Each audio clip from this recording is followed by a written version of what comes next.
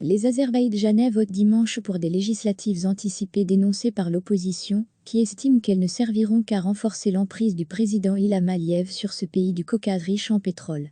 Les élections auraient dû se dérouler en novembre 2020, mais en décembre dernier, les députés ont voté pour une dissolution du Parlement, à la suite de la démission, quelques semaines plus tôt, du Premier ministre. L'objectif serait, selon des experts, de remplacer la vieille garde du régime par une nouvelle génération et ainsi répondre, à minima, au mécontentement engendré par le ralentissement économique. À la mi-journée, le taux de participation était de 12%, selon des chiffres officiels. Le président de la commission électorale, Mazahir Panaov, a affirmé que toutes les conditions étaient réunies pour une élection libre et équitable. Mais pour l'opposition, les jeux sont déjà faits et les futurs nouveaux élus seront tout aussi fidèles que les anciens à Ilham Aliyev, qui dirige d'une main de fer l'ex-république soviétique depuis qu'il a succédé à son père en 2003. Au lieu d'un vrai changement, Aliyev fait un semblant de réforme politique en sortant les anciens de son équipe qui sont détestés par les gens depuis longtemps, martèle l'opposant Ali Karimli, dirigeant du Front populaire qui boycotte l'élection.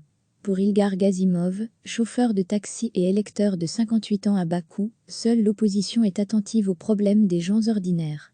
Vafa Alekporova, enseignante de 43 ans, a elle à l'inverse voté en faveur du pouvoir pour un avenir meilleur.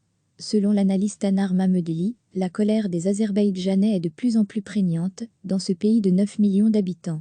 Aliyev a choisi d'organiser des élections avec 8 mois d'avance, car il craint que l'esprit protestataire ne grandisse, a-t-il expliqué à l'AF. Le remaniement gouvernemental et les élections anticipées ont le même objectif, prolonger le règne d'Aliyev, ajoute l'expert. Très dépendant de ses exportations de pétrole, l'Azerbaïdjan a souffert de la baisse du prix du baril.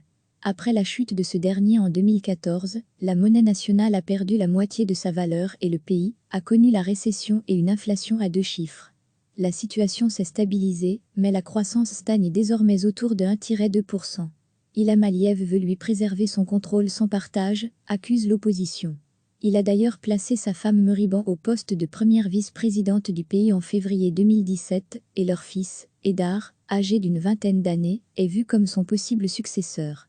S'il est critiqué par l'opposition et les défenseurs des droits de l'homme, le président Aliyev est loué par ses partisans pour avoir, grâce à la manne des hydrocarbures, transformé et modernisé l'Azerbaïdjan en une puissance énergétique indépendante.